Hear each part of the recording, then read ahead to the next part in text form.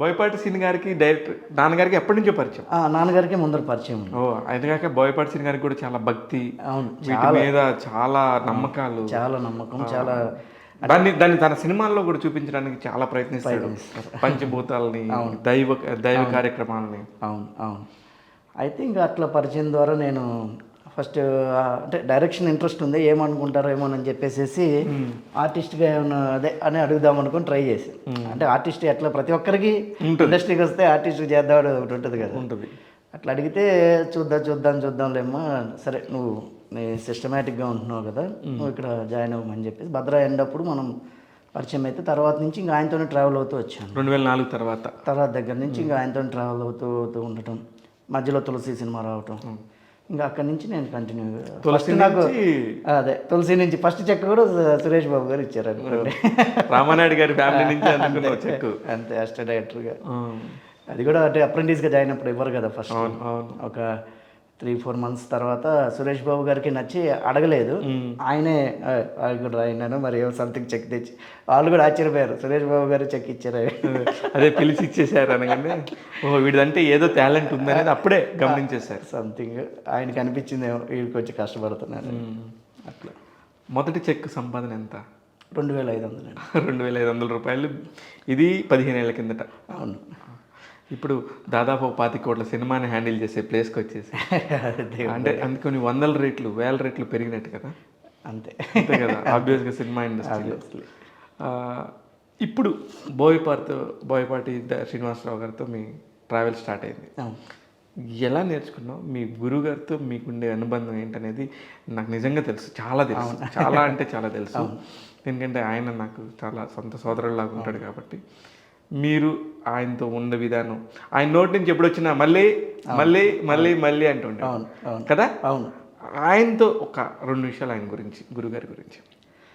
ఏం లేదు, నా సొంతం అంటే అప్పుడు మా ఇద్దరి మధ్యలో అనుబంధం ఎట్లా ఉండేదంటే, ఒక సొంతం అంటే బ్లడ్ రిలేషన్ ఉన్న ఒక బ్రదర్ ఎలా ఉంటే ఇంట్లో ఉంటే ఎలా ఉంటుందో అలాగే ఉండేది. సో వాళ్ళ ఇంట్లో వాళ్ళందరికన్నా నాకు ఎక్కువ ఇంపార్టెన్స్ ఉండేదేమో అనిపించేది. అంత మేబీ ఉండేది కూడా, ఉండేది అనిపించడం కాదు, ఆయన అలాగే నాతోటి నా పట్ల ఉండేవాళ్ళు, నేను కూడా ఆయన పట్ల అట్లాగే ఉండేవాళ్ళు. సో ఆ రిలేషన్ అయితే ఉంది. మొత్తానికి అయితే అక్కడ నేర్చుకున్నాం. అవును, ఒకటే గురువు మీకు. అంతే, ఒకరే. నేను ఇంకా బయట కూడా ఎక్కడికి వెళ్ళలేదు. మధ్యలో గమలో దిల్రాజు గారితో జోష్ సినిమాకి వెళ్ళాను. అంటే మాకు కో డైరెక్టర్గా పనిచేసిన ఆయన అక్కడ వచ్చి దానికి వెళ్ళాను. బట్ ఎందుకో నాకు అక్కడ ఇది అనిపించక మళ్ళీ డైరెక్టర్ గారి దగ్గరికి వచ్చి లేదు సార్, నేను గ్యాప్ ఉన్నా ఏమున్నా ఇక్కడే పని లేకపోయినా ఏం లేకపోయినా నేను వస్తుంటే వెళ్తుంటాను, అంతే తప్ప చేయలేను అంటే, నువ్వు చేయలేదు అట్లా ఓకే అని చెప్పేసి ఇంక అట్లా ట్రావెల్ అయ్యి ఇంకా బయట కూడా చేయాల్సిన అవసరం రాలేదు అప్పటి నుంచి. అంటే మళ్ళీ జోష్ కంటిన్యూ, మళ్ళీ సింహ, అంతే. తులసి తర్వాత మధ్యలో ఎంత 3 సంవత్సరాలు అదే సినిమా జరుగుతుందంతా ఫాస్ట్గా తీసేసేవాళ్ళు కదా, 6 months. కానీ మధ్యలో గ్యాప్ అంతా కూడా నేను రెగ్యులర్గా వచ్చి వెళ్ళేవాడిని. అవును, ఎప్పుడు ఎవ్రీడే నేను అదొక నాకు అక్కడికి వచ్చి వెళ్ళటం అనేది ఇంకా పని అనమాట. సో అట్లా ఇక జర్నీ ఇంకా అదే ఇంకా ఇంట్లో వ్యక్తిలాగా జరిగిపోయింది. కానీ మళ్ళీ మళ్ళీ అని పిలిచేవాడు ఆయన. అవును, ఆయన నోటితోనే మళ్ళీ మళ్ళీ అని పిలిచేవాడు. అవును, అనుకోకుండా ఆ నామకరణం జరిగింది. ఆ నామకరణం అర్జున్ జంధ్యాల అనేది బయటికి వెళ్ళింది, అంతా కూడా భగవత్ సంకల్పంగా నా చేతులతో వెళ్ళింది. అవును, ఐఎమ్ సో హ్యాపీ. అవును, అర్జున్ జంధ్యాల పేరు పెట్టుకోవడానికి కారణం ఏంటి?